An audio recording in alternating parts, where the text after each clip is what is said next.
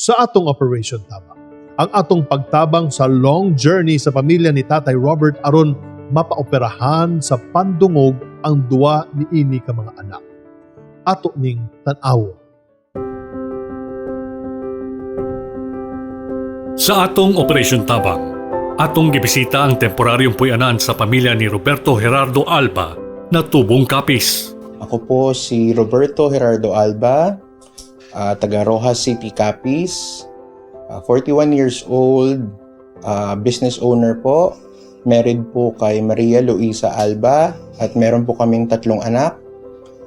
Yung panganay po si Ali is 10 years old, ito po si Lily is 7, at yung youngest po namin is si Belian is 3 years old. Niadtong Miyerkules lamang, miabot ang pamilya uban ang tulo ni ka mga anak aron patambalan ang duha na na-diagnose na adunay bilateral hearing loss o gipanganak na walay pandungog. Si Ali po pinanganak 2010, so she was normal naman, wala kaming problema sa kanya sa paglaki niya. Si Lily was born in 2014. So, nung time na yon hindi pa mandatory ang newborn hearing screening test. So, paglabas namin ng ospital, we just pinalaki lang namin siya as kung paano namin pinalaki yung una naming anak. And then, siguro nahahalata namin mga mag-1-year-old na siya na di siya nagsasalita, na medyo hirap siya maglakad. So, doon na kami nagduda na baka meron siyang dinadala or ano. Gawas sa kahimtang sa kaduha nilang anak na si Lily, usa na pod kapag sulay ang ilang giatubang. Human nila naibalaan na dunay parehong sakit ang ilang kinamanghurang anak. Yung youngest child namin was born 2018. So, immediately after he was born, nag-conduct na ng newborn hearing screening test at na-confirm din namin na like his elder sister, ano rin si Belian, hindi rin siya nakakarinig. Dili maesplika ni Roberto kung unsa ang rason kung anong duha sa iyang mga anak ang dili makadungog nga normal manunta ang iyang kinamagulangan. Yung pinakamahirap bilang magulang is yung first mong malaman na yun nga, yung anak mo is hindi nakakarinig. So, lalo pa malaman mo 2 anak mo yung ganun.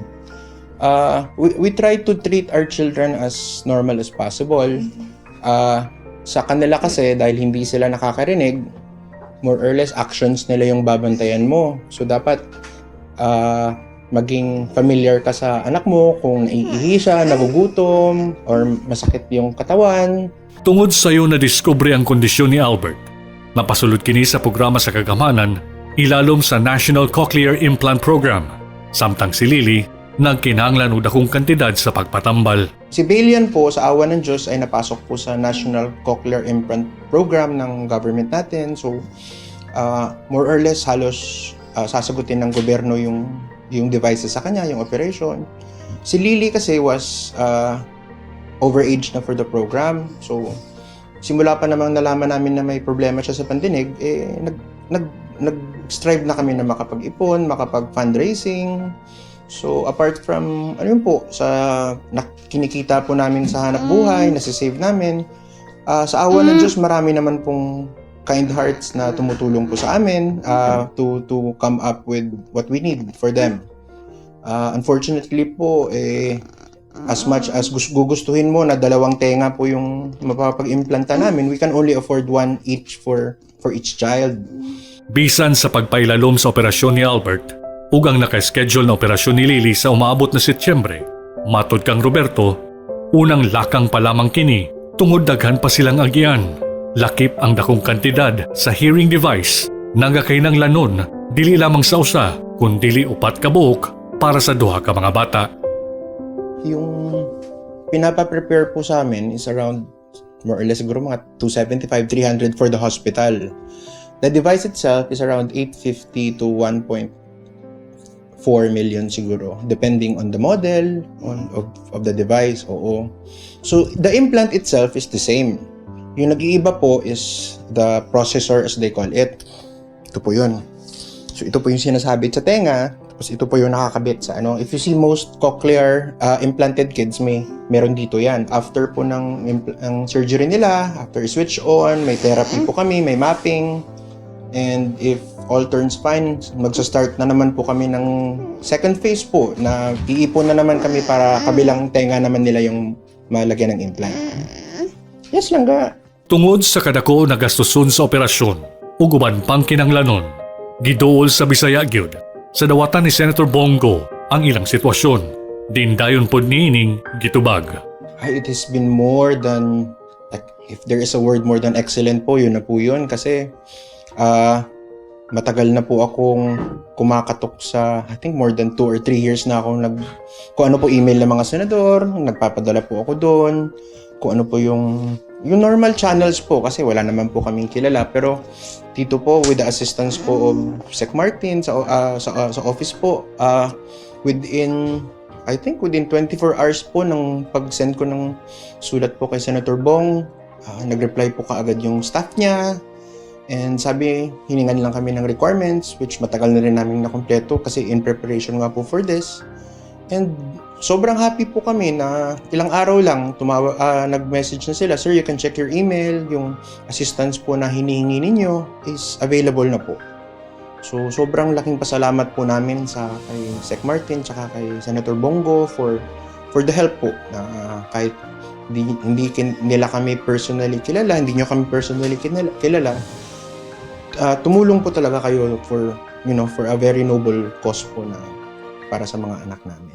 Gawas niini, nagpabuto sa bugtabang pinansyal ang Bisaya gyud sa pamilya aron makatabang sila mga gastuson samtang anaa sila sa Manila. Gawas sa gihimong operasyon kay Lily ug Albert, nanawagon sa bugtabang si Roberto, isip usa ka amahan, aron padayon nang makadungog ang iyang mga anak ug madungog pud nila kining makaistorya. First po, nagpapasalamat kami kay Sec Martin po. Kung wala po sa office niya, hindi po kami nakarating kay Senator Bong. Senator Bong, President PRRD. Humihingi po kami ng kung sino pa po yung mabait, malambot po ng puso na makakatulong po na siyempre po bilang magulang, gusto mo rin sana na kabilaan ka rin makakarinig. Oo, kung hindi lang siya sobrang mahal or magagawa namin. Nandito po kami humihingi po ng tulong dahil po hindi po talaga namin makakaya kahit ano pa pong sipag, Hindi naman po kami mahirap, pero we're just a normal middle class family po, like karamihan po sa atin. The cost po of having a cochlear implant is beyond po talaga sa makakaya namin. So after po nito, may phase 2 pa po kami sa kabilang side. So kung sino po talaga, Senator Bong, President Duterte po, sa lahat po na mababait at naniniwala po sa administrasyon, or kahit gusto lang po tumulong, we would very, very much appreciate po lahat po ng assistance na mabibigay po sa amin, sa awa po ng Diyos. Nagpasalamat si Roberto sa mga tao nga may tabang sa ilang pamilya.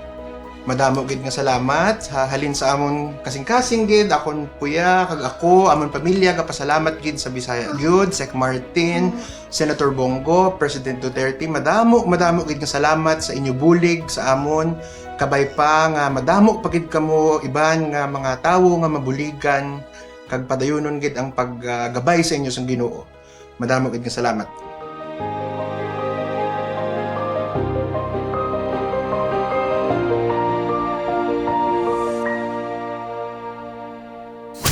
Bisaya Gyud! Bisaya Gyud! Bisaya Gyud!